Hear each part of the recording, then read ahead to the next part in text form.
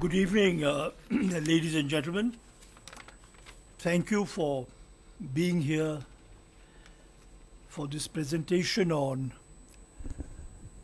the Langtang Valley.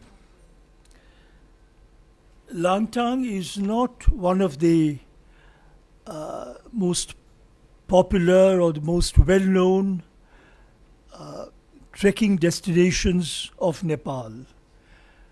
One hears of the Everest region, the Everest Base Camp, Gokyo. Then there is the entire Annapurna area with great treks.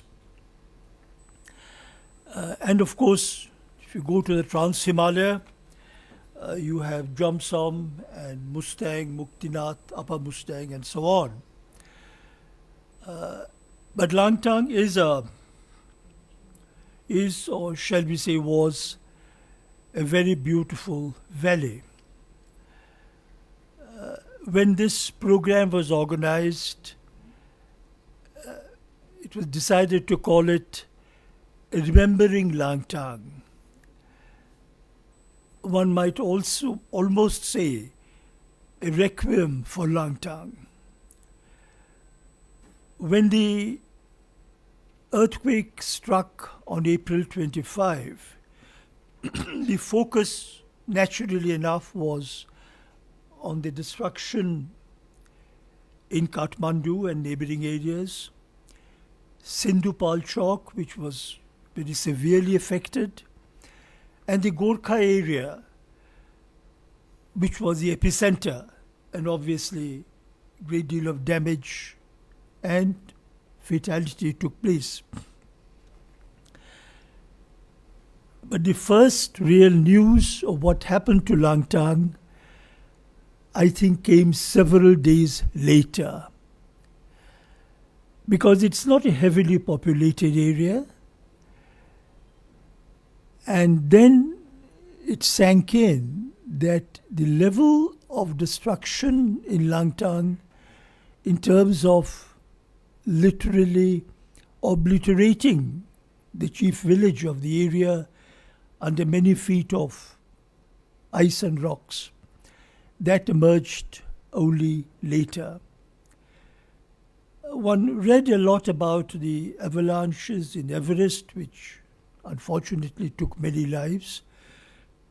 But the region, the area around Everest was not as such very greatly affected.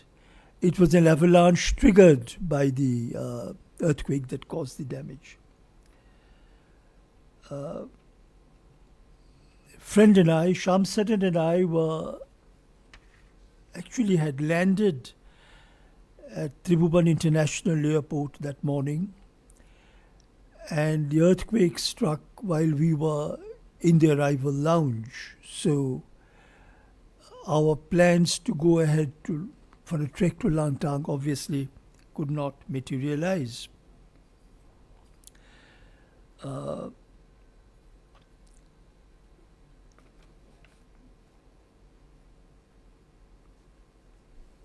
don't know if this map is of very great use to you, but essentially Langtang is about 8 hours by road to the road head, a place called Siabru Byase, on the Bhotekoshi coming in from Tibet.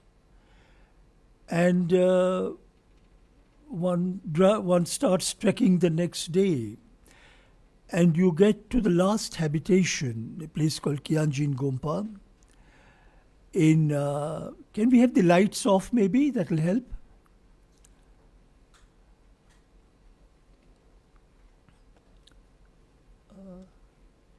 In 3 to 4 days, depending on how rapidly you trek.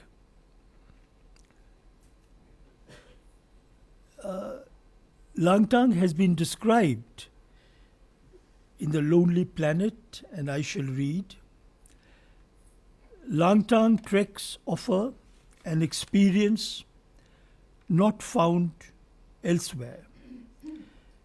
The trails are challenging, with long, steep climbs and descents, often through deep forests or across glacial moraine.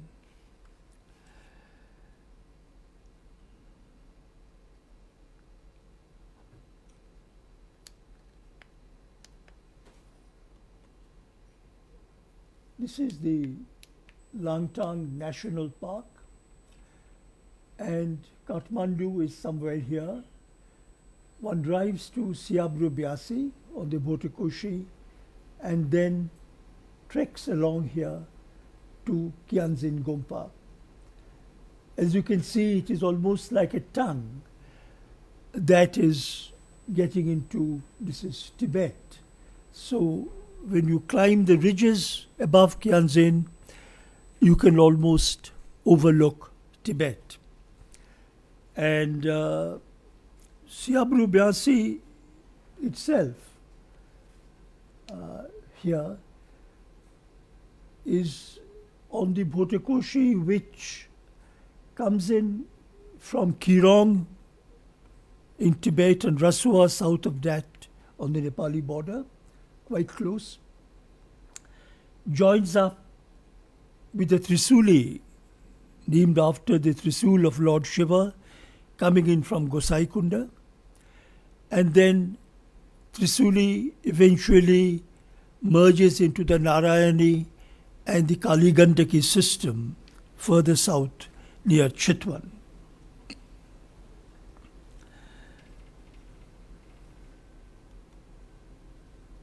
This is courtesy Google Earth.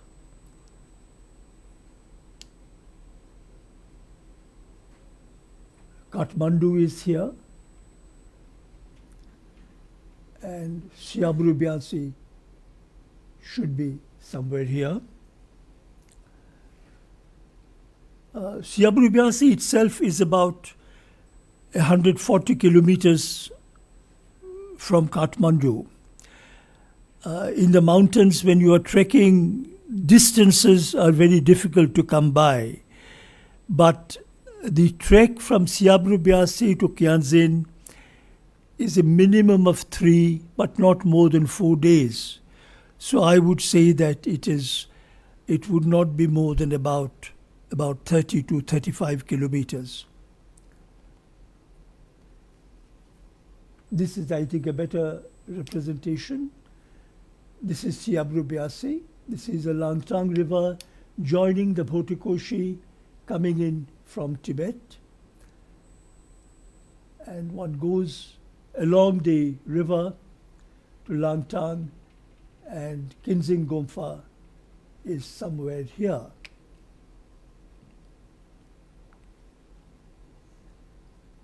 It is a valley here which is sandwiched between 2 icy ranges. To the north, peaks here, the valley goes in here, and to the south again are snowy peaks, crossing which over the Gyanjala Pass you can come down to Gosaikunda. This is again a satellite view from Google Earth of the Langtang River.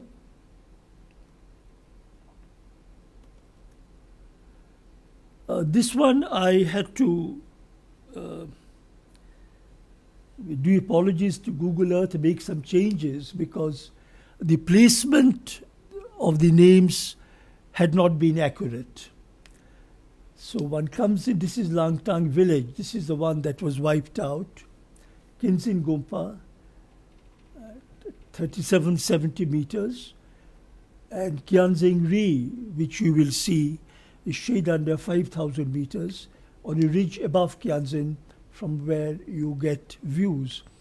And up here is Langtang Lirul at 7,234 meters. And this is the mountain which deposited its ice and avalanches and rocks coming over the protective wall above Langtang village and totally obliterated it. This is Langtang Lirul rising above Langtang village. All these photographs were taken, incidentally, on my trek to this region in October 2000. And so the people who felt they were protected by this massive rock wall, in fact, the ice and the mud and the rocks just poured over this retaining wall, so to say, and submerged Langtang village. And several other villages there, like Gora Tabela, were also buried under mudslides. I think this is a good depiction of what happened. On top, you see Langtang quite happy in the valley here. The colors obviously are incorrect, but this should really be green or brown, whatever. And then, after the earthquake, this is what happened when debris came over the retaining wall and submerged the village. A few photographs from the net about the devastation that took place.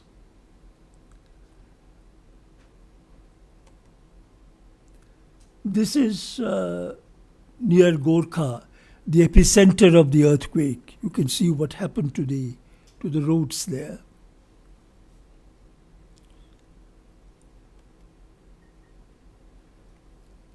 And well, this is Langtang village. It has ceased to exist.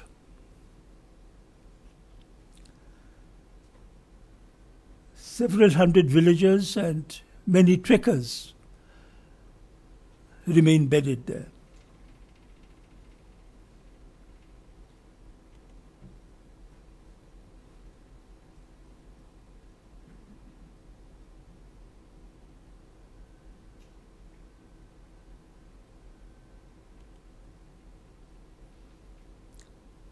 This is a Spanish recovery team which had flown in because some Spanish trekkers were known to have been in Langtang village when the earthquake struck.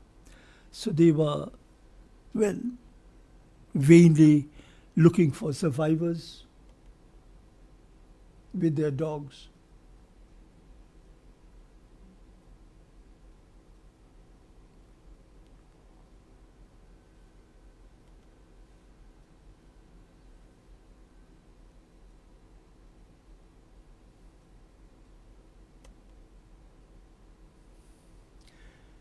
This is Kyanzin Gompa, the last halting. Much more construction has taken place, so I find it difficult to identify where we stayed. But we were just above the Gompa, and I think it was the building out there where we had stayed, the Yala Peak Hotel, which was the best hotel at the time, even 13 years ago, with satellite phones and hot showers. Well,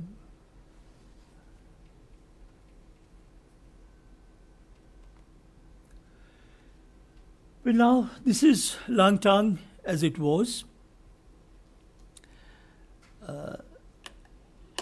It's a beautiful valley. You start at Siabru Bansi at probably no more than about the height of Kathmandu, 4,000 feet odd. And to start with, you have really tropical forests, lots of bamboo. And then eventually, as you will see when you get up to Langtang village and Kinzin Gompa, it's a totally different glaciated landscape. But truly, walking along the Langtang river has been one of my most pleasurable experiences.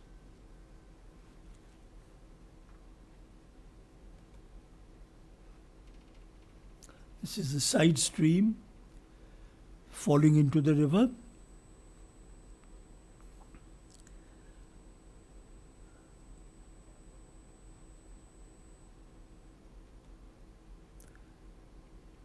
And as you go up, about halfway through the morning, there are signs on the on a tree to tell you that you turn left to go to Langtang and Kianzin, and right to go to Thulo Siabru, which is another village to the south.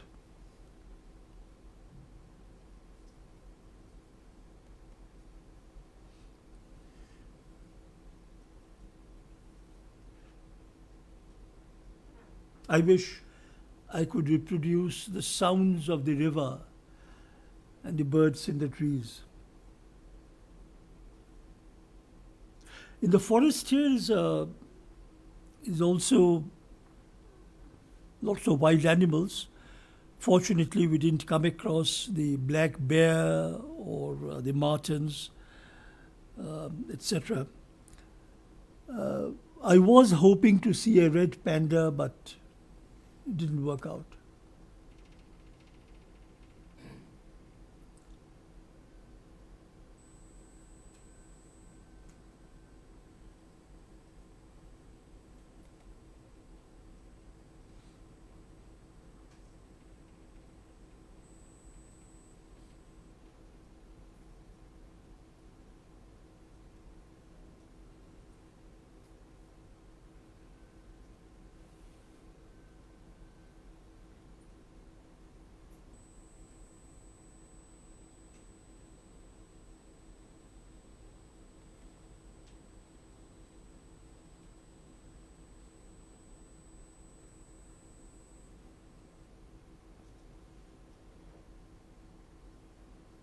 This is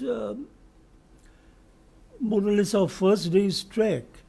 I read an account by a trekker that even here, which is a little removed from Langtang village where the maximum devastation took place, the trails were completely destroyed by the earthquake. So they really had to clamber down the hillside, judging by direction rather than by any trail, to get down to Siabru. Of course, the Langtang Khola or river itself was a marker as to which way they would have had to descend. This is par for the course, landslips that you have to negotiate. But we had a problem on this that I'll speak about later. How many in the group were you? We were 6.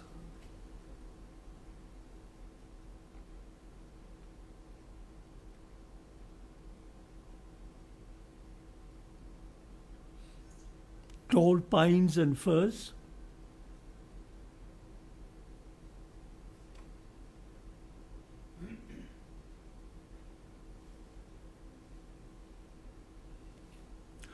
Of course, in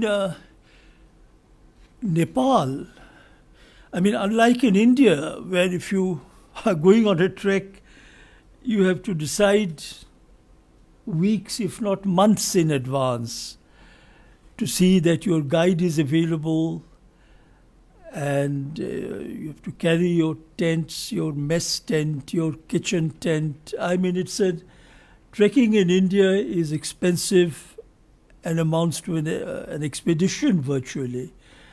Whereas as Dilip, who is here, will testify that in Nepal, when we went to the Annapurna base camp, all we required to carry with a porter were our personal effects, because every few, I wouldn't say kilometers, but every 2-3 hours, there would be a clutch of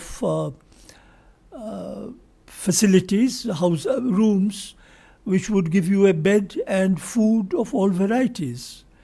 So, I mean, I have stayed with such a facility at the Gokyo Lakes, which is over 15,000 feet.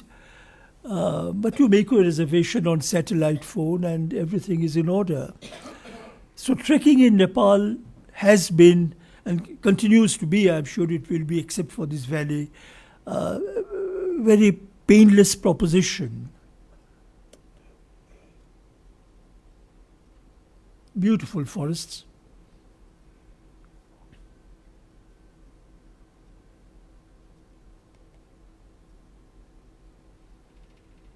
One of us being helped across one of the streams coming down to the Langtang Khola. This was, mind you, in October. I mean, in August, September, this would be rather awkward.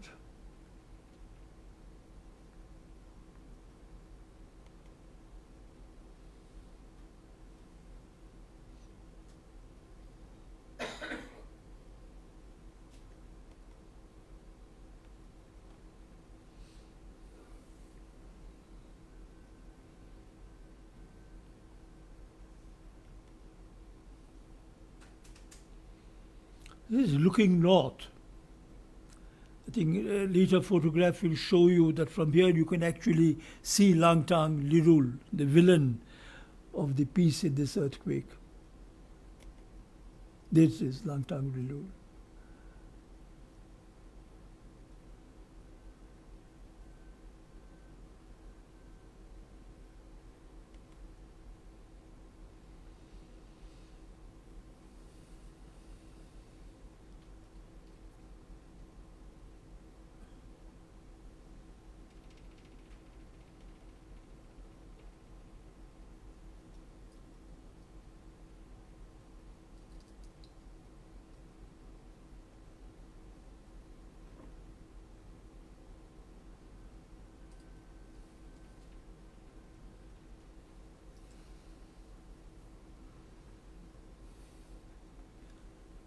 Ever-changing images of the river.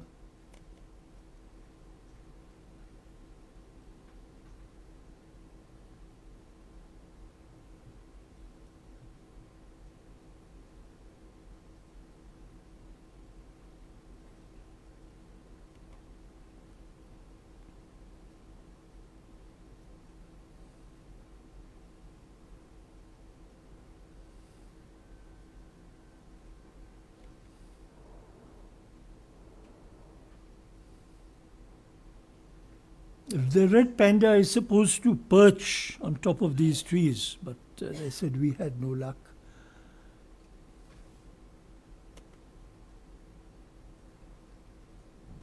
A couple taking a break.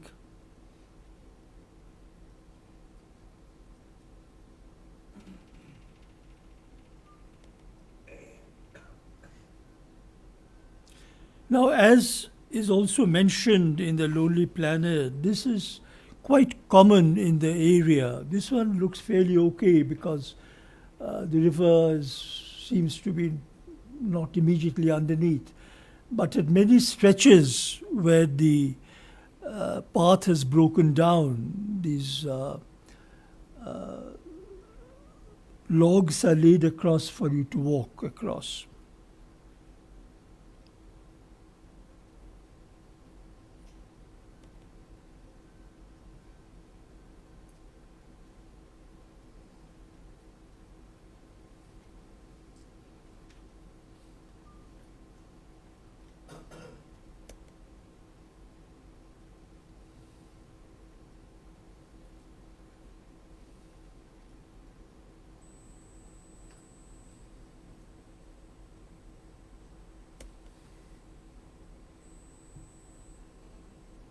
We didn't see any animals, as I said, but saw some insects. Here's a caterpillar.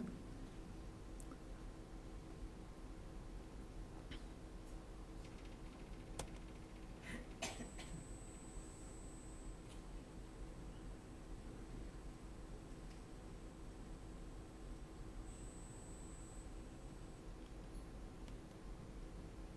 think these are gentians, somewhat from the upper reaches.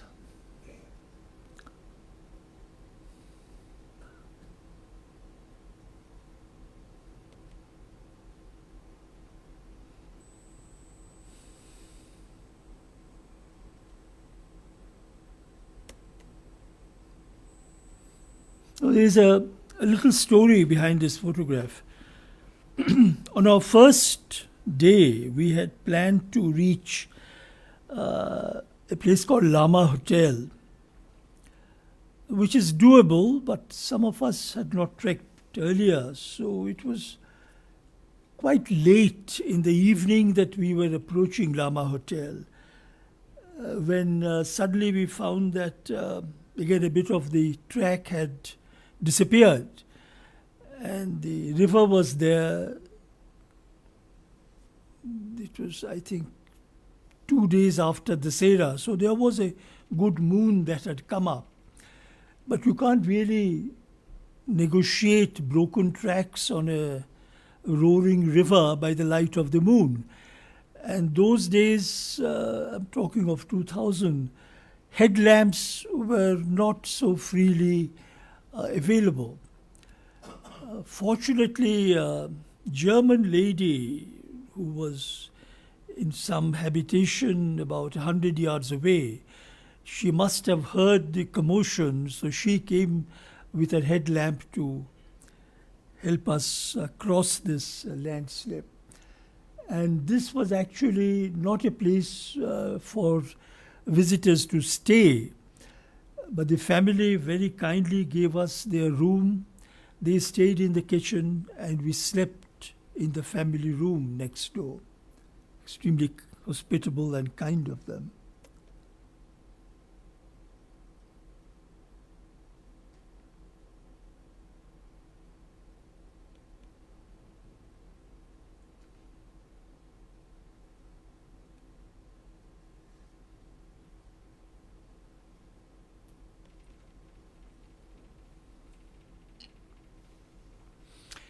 The side streams coming in to join Langtang Khola at Lama Hotel.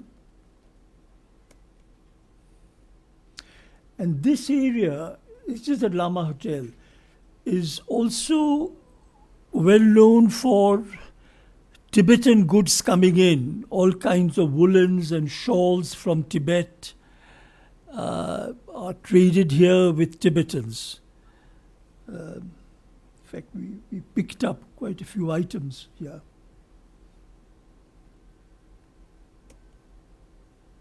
This is the German lady who had helped us out.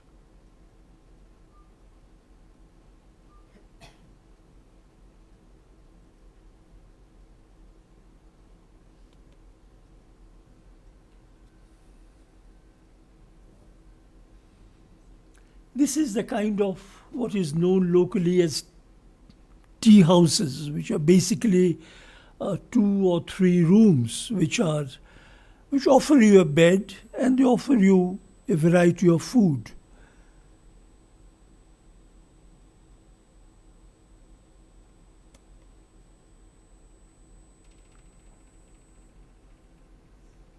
This is at Ghora Tabela, on the way from Lama Hotel to Langtang village. Ghora Tabela, I read, had been destroyed by a mudslide which had come down the mountain.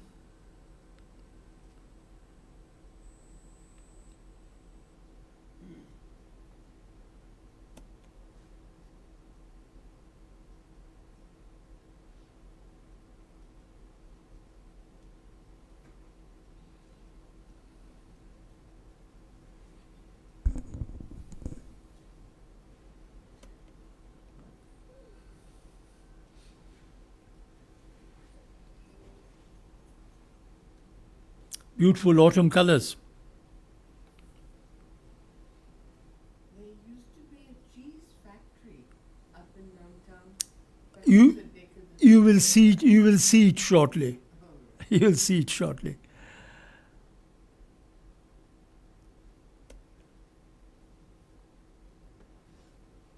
We have risen a little above the river.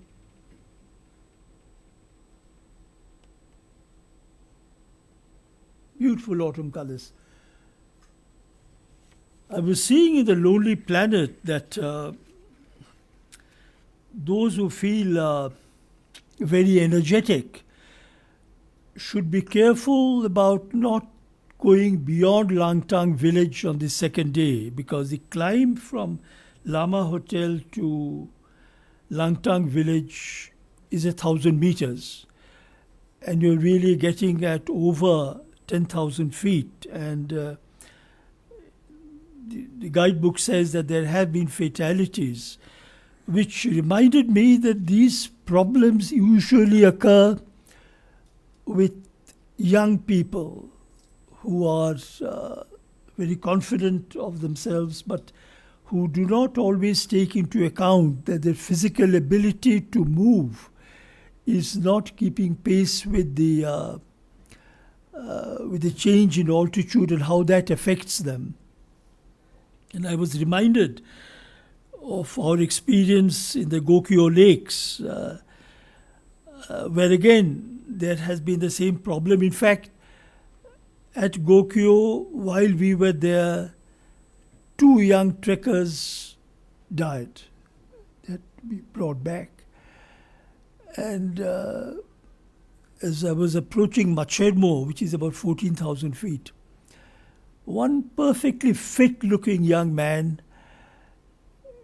came down the trail from above, and he lay on the ground, and he was looking like a beached fish, the way he was, problems in breathing, and he said, "Please tell them that I'm Jack from East London."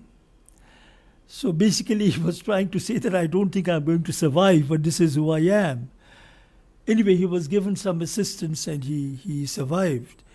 So one has to be careful that when you reach a higher altitude on what is a relatively easy trail, you need to be careful despite your otherwise physical fitness.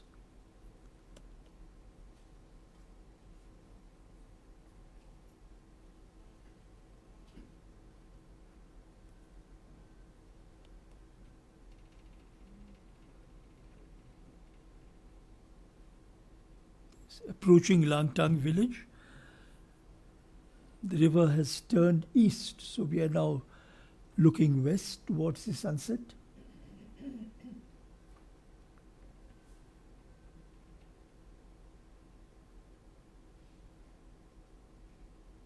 I remember having to climb a large rock to get this view.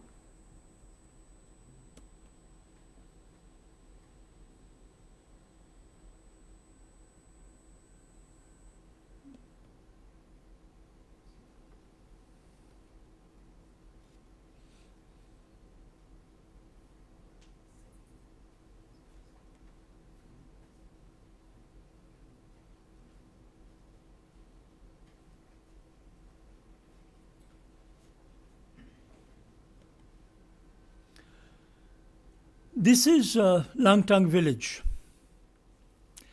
as it was.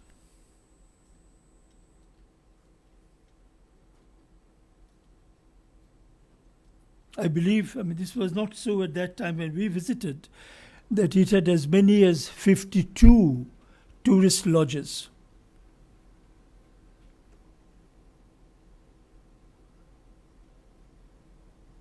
Because Langtang is not just a trek to Langtang village or to Kianzin Gumfa. The peaks around, there are many peaks around which people can try and climb without too much of a problem.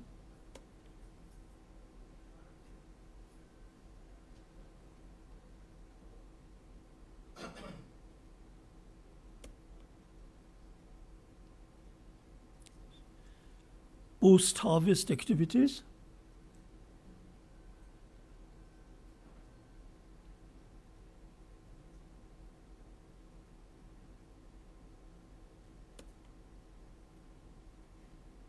This is, as you can see, Langtang Lirul, above the rock wall next to the village, is about 4,000 meters higher. But you can't see it when you are in the village itself. You can only see this from a distance. And it rises directly above. So anything that comes down from there would come straight down to the village.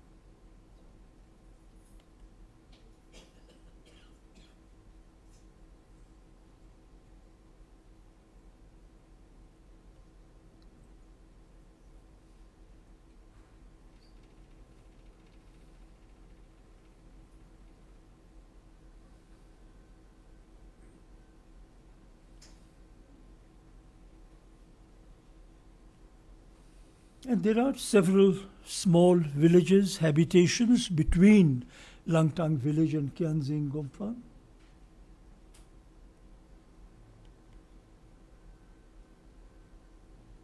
For some reason, both brother and sister look a bit unhappy. Not sure why.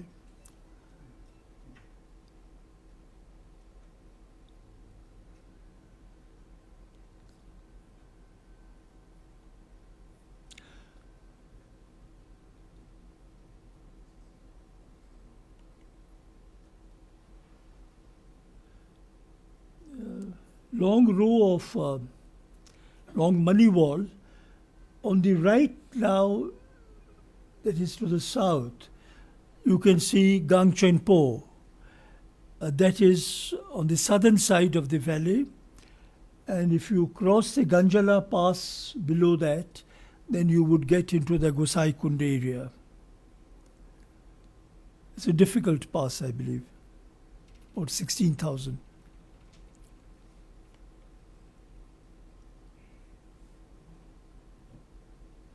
Going towards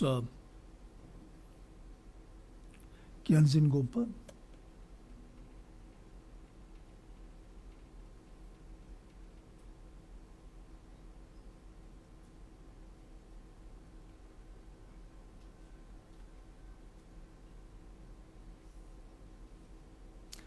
The ubiquitous Chinese flask.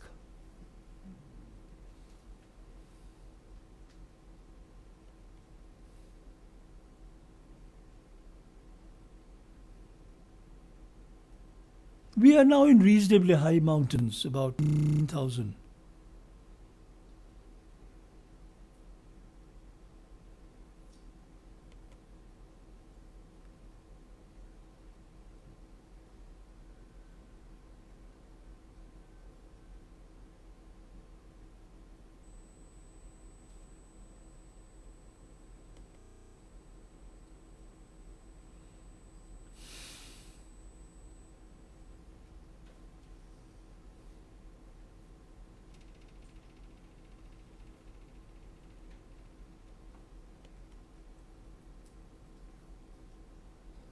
And of course the yaks. I mean, this is yak country.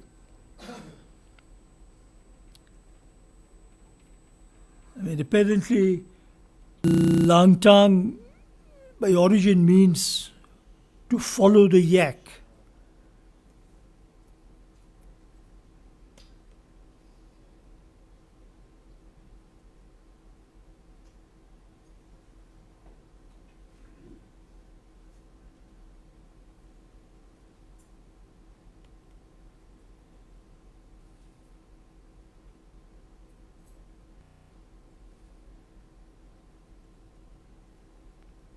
It's about not a very long walk, about 4 hours from Langtang village to Kyanzin, 4 to 5 hours. We were there before lunch.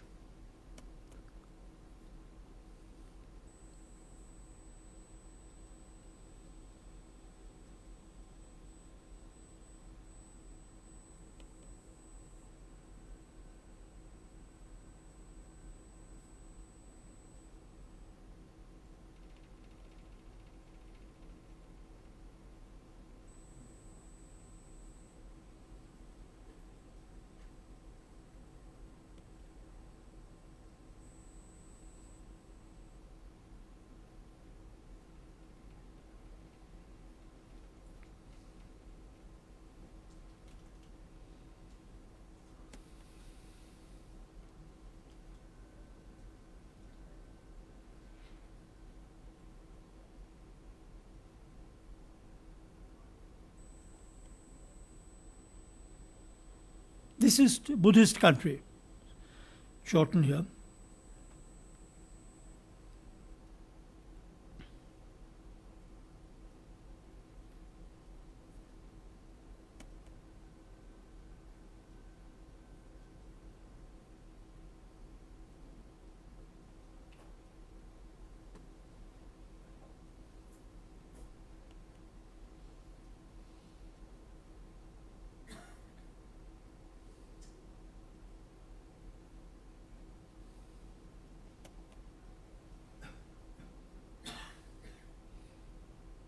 That glacier is coming down from Langtang Lirul towards Kyanzin Gompa.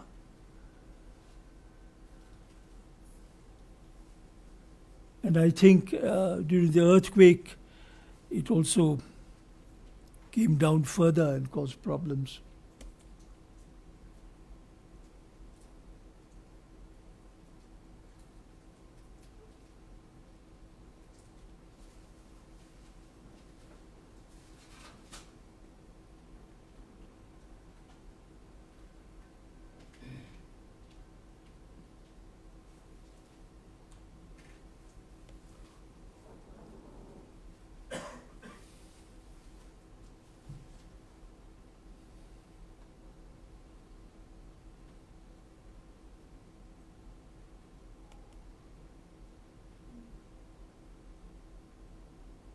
Someone meditating here, just below the Gompa, where the streams are coming down from the glaciers.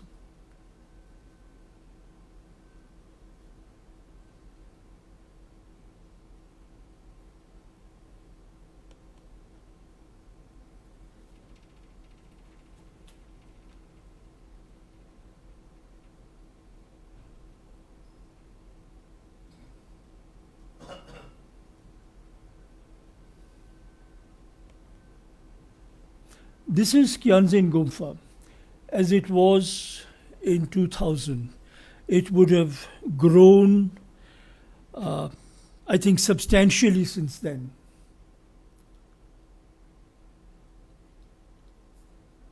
This is the last place where you can get accommodation and food. If you go beyond this, you are on your own, whether you are trekking or climbing a peak.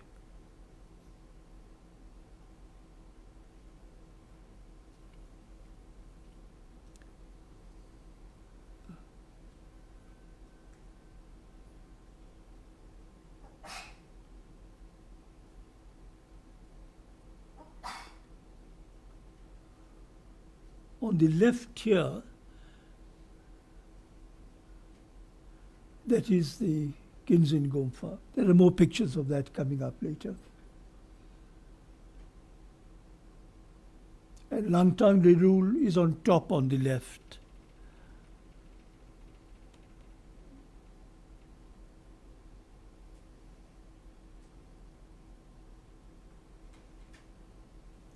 This is sunrise from my balcony.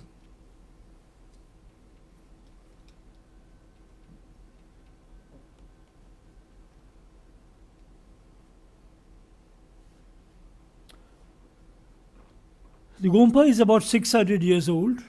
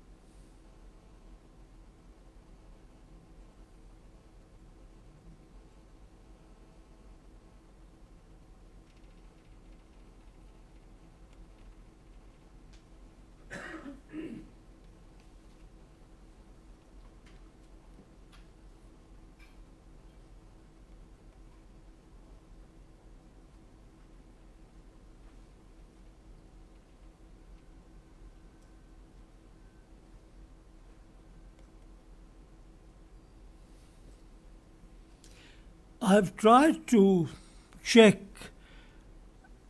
whether the Gompa was damaged and if so, how much, but I have not been able to get a response on that. I mean, find out.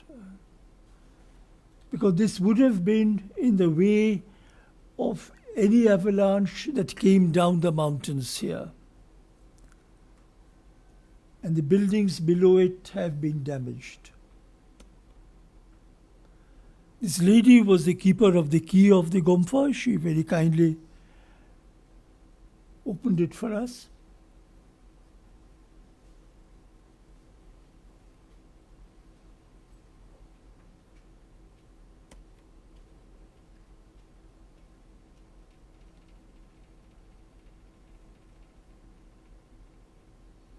All these would be hundreds of years old. There are allegations that some valuables have disappeared from here. But then that is happening everywhere, I suppose. This is your cheese factory. This was, I think, built with Swiss assistance in mid-50s, 1955. We felt a bit foolish because we bought some cheese, kilos of cheese here, at 300 rupees a kilo. When we came down to Kathmandu, I found that in Kathmandu it also costs 300 rupees a kilo. So we didn't make a big bargain here.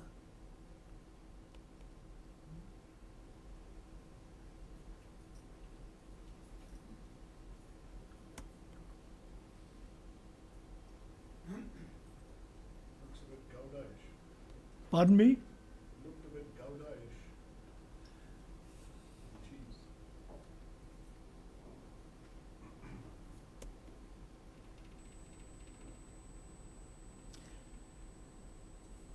I think this was taken when we were climbing up to Kianzin Ri, which is about 2,000 feet higher, looking down on Kianzin Gompa.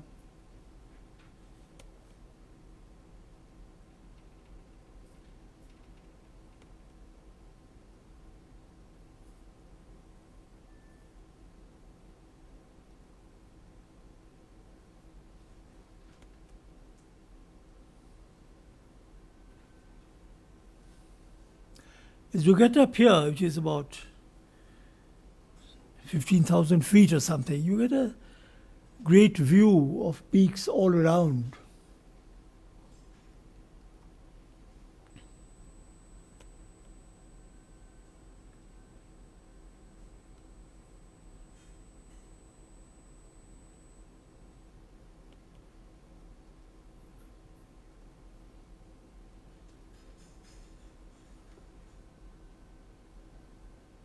You can see the difference in perspective.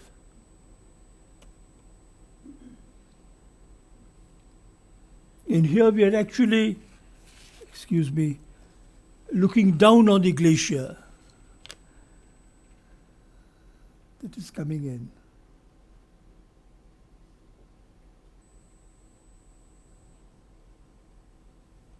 Two glaciers, one on the left, one on the right.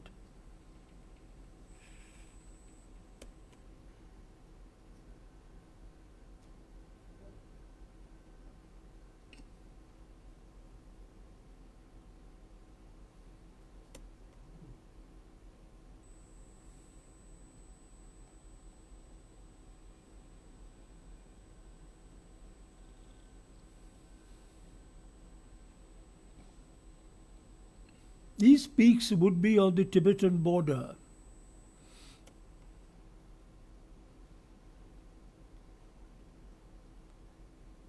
And Gusaithan, which has another Tibetan name which I forget, which is again an 8,000 meter peak, probably the lowest of the 8,000 meters. That is just across here, which you can't see from here. In Tibet. Gusaithan, I think, is completely in Tibet, even though this is a Nepali name.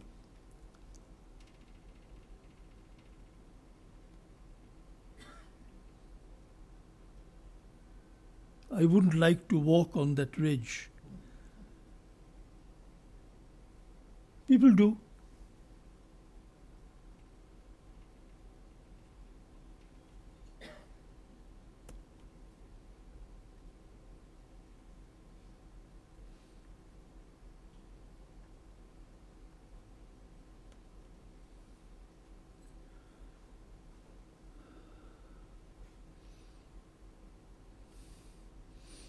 You're sort of halfway up the glacier parallel to it.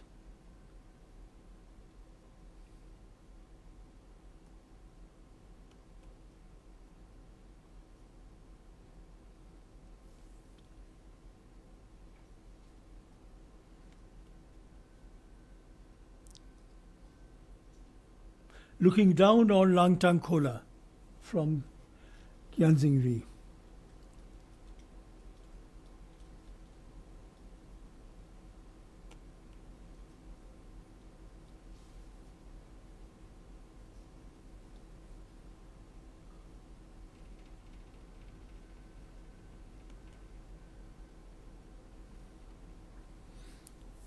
Prayer flags at the top.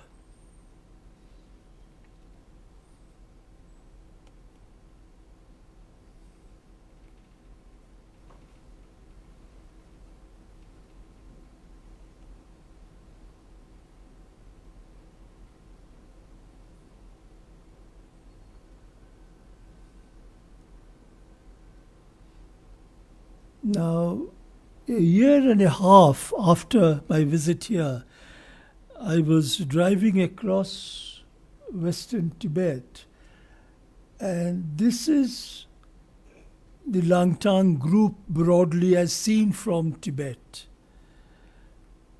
I think. There's a Kiang in the foreground. And this one here on the left, in fact, is Gosaitan, the 8,000 meter peak that I mentioned.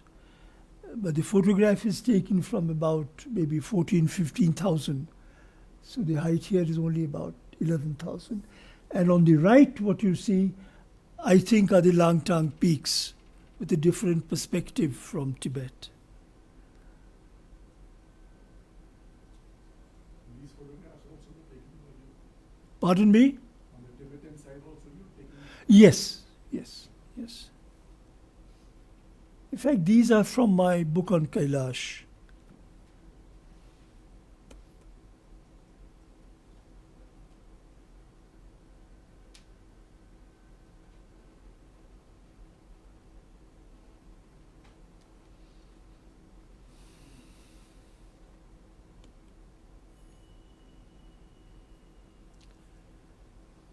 Now we come down and we walk briefly up the Langtang Khola towards Langshisha Ri, a big peak out there. It was half a day's walk out, half a day back. But striking scenery, striking scenery. You're walking east from Kyanjingri, Kyanjing Gompa.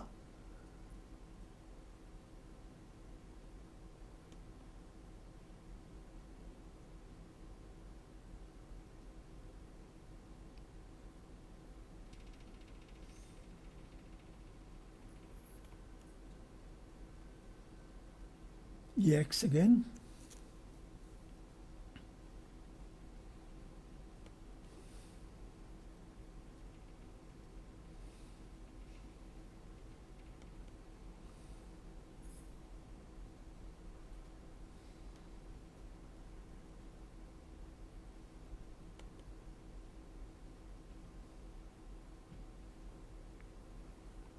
This is Gangchenpo to the east, which I mentioned earlier.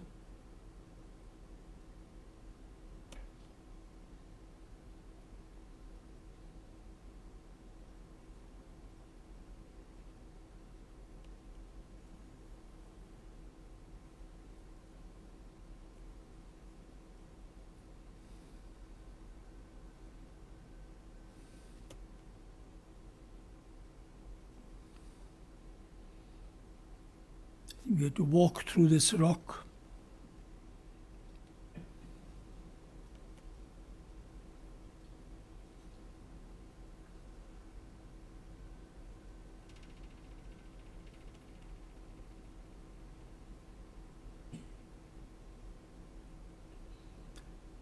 Langshisha apparently means the lost yak. So having searched for the yak, where the Lama found him, he skinned the yak and laid his skin out to dry. And that, according to local folklore, causes all the rocks to be red.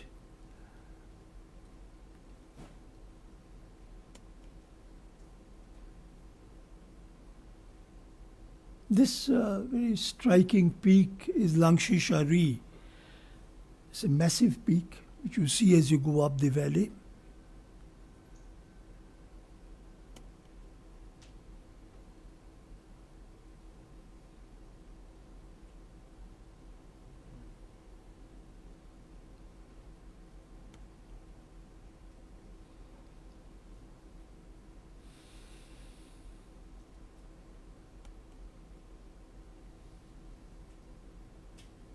So now we're back.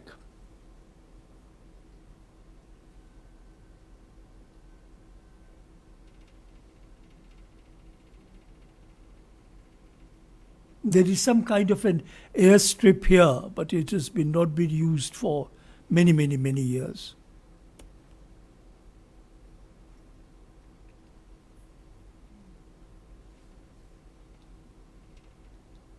Yeah, you can see the stars. This is again the view from my balcony of the Gomfa. It was a full moon night.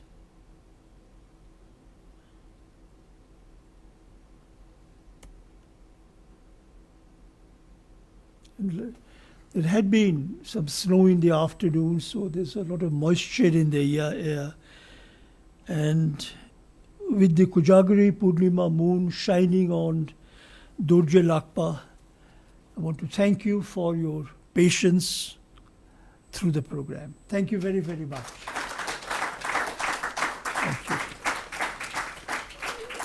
If there are any questions, I'll be happy to answer as I can. Any questions? Were there no government buildings around the village? Did the government not have any institutions there? So they were all villages, but Sorry, yes, could you repeat there that? were some government institutions also in the Langtang village, which has been totally, come under rubble, that was the headquarters of the Langtang National Park. But otherwise, I didn't see any sign of government here. It was purely privately organized. All the, the lodges and everything was private.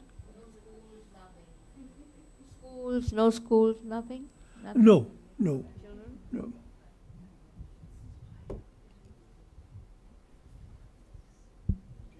Any edelweiss? I thought I saw a couple on your shop Edelweiss? on the junctions, near the junction. That photo. Did you see any edelweiss? No. Because Himalayan edelweiss would be quite. Should be. Maybe it was not the season, but I didn't see any.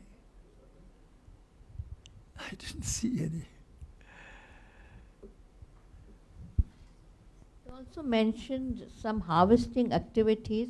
What kind of harvesting were they doing? Was it paddy? Well, Was it wheat? there was wheat. Wheat. What we saw being harvested was wheat. There.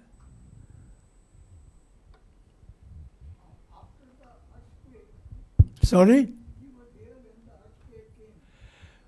We were only at the airport, sir. No, this visit was in October 2000. We were trying to go back in April this year, and the earthquake struck when we reached Kathmandu airport. And unfortunately, I don't really see Langtang recovering in a hurry because great deal of assistance to the local people. The tourism was a major source of income. I mean, from what the last reports I saw, there were about maybe 5,000 trekkers every year.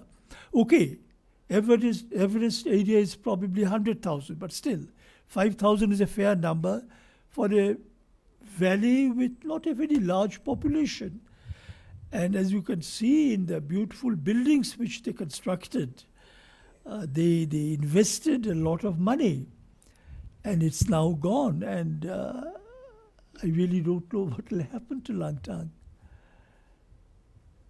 What is the weather like in October? Weather, In that area? as you saw, weather was beautiful for us. We were lucky. The week or so we were there, weather was perfect. Nights were cold, obviously. Nights were cold. It snowed one day in the afternoon, that sort of thing. Nights were probably normally 2-3 degrees. Days were very pleasant. You didn't document anything in Kathmandu when the earthquake struck? You were at the airport. Did you stay there? Did you document anything? Well, we reached at 11:15. We reached at 11:15. The earthquake struck, I think, at about 11:45. And we went to the ambassador's house for a cup of coffee because the airport was closed immediately, obviously. But when they declared the airport open in an hour or so, only for flights that had landed already. So we managed to get seats on that flight and flew out the same afternoon. So I was not in a position to document. But Kathmandu has been very extensively documented. You can see on the net as to what happened. But frankly, I think Kathmandu, as I wrote immediately in an article after that, was very fortunate because if it had been struck with an earthquake of the 1934 intensity, which is a measure which had destroyed Kathmandu and a lot of North Bihar. If an earthquake instead of 7.8, if it had been 8.2, then I think Kathmandu would have had a huge problem because the level of construction in the city, I think, leaves a great deal to be desired. So I think Kathmandu was lucky, and I hope there is not a bigger one coming. But a bigger one, incidentally, is expected at our doorstep in the Western Himalaya. And I don't believe that we are prepared for it at all.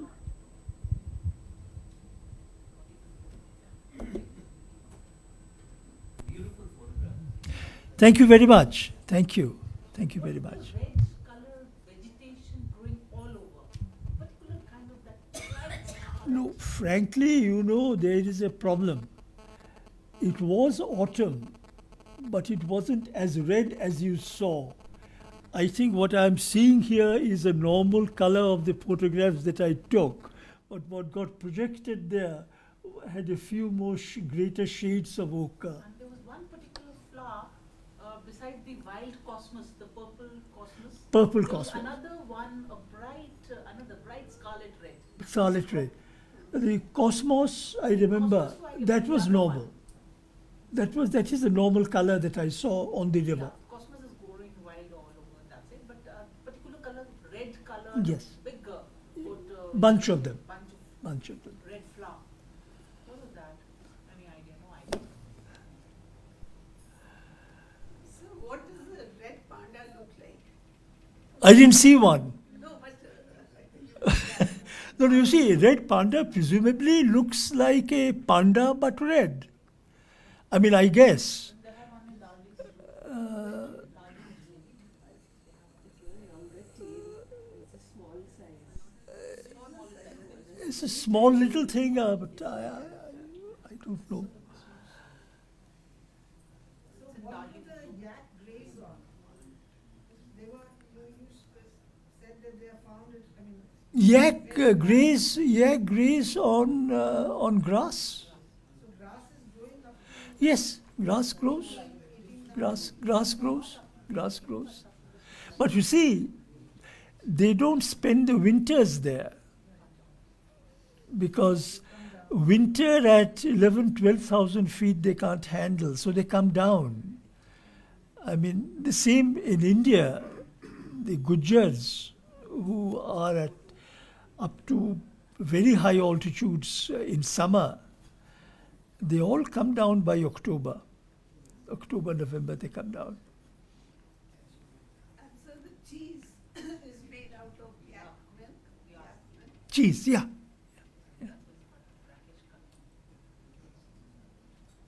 It's not a very large factory, but Strong. It's strong. Visit Kathmandu. I'm sure you can get it in Delhi. Somebody must be. It's a distinctive, sharp flavor. Heavy.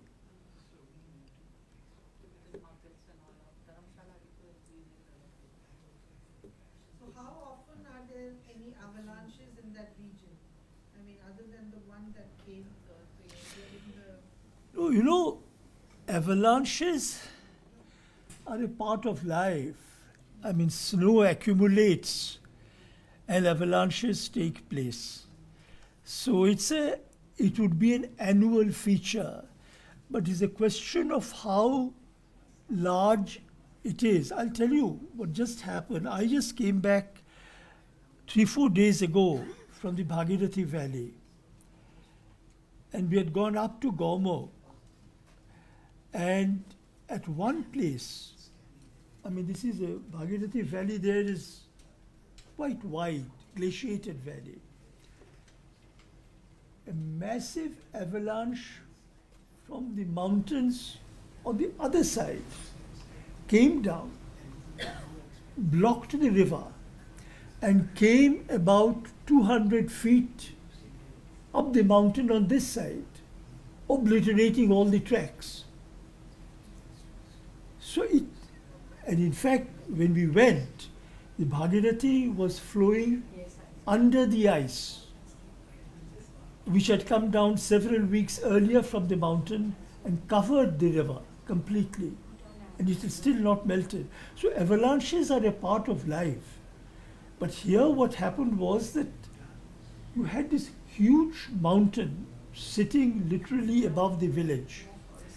And because of the earthquake, it was a combination of the ice, the mud, the rocks, everything that just flowed down. And It was a- water, no water. Well, you saw the streams there, but basically it would be ice and mud and rocks. What about cloudbursts? Are there any cloudbursts in the region? This can take place, but normally at this altitude, cloudburst is a bit unlikely. It would be a little lower down. I mean, 13,000 feet, you don't expect cloudbursts. When I went to Gomukh, the police did not allow us to go beyond Bhojbasa, the last place where we stayed tonight. They said that because of the avalanches, it's not safe. No, you see, the previous 3 times I have been to Gomo, I have gone right up to the snout of the glacier and once had a dip there. But there have been some accidents, because if you go to the snout of the glacier, sometimes the ice breaks off and people have been killed.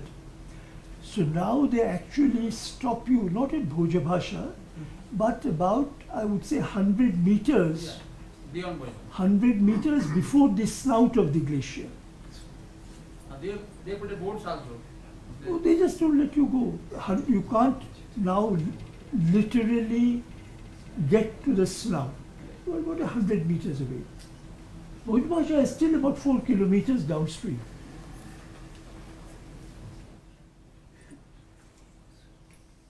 Thank you very much. Thank you. Thank you very much.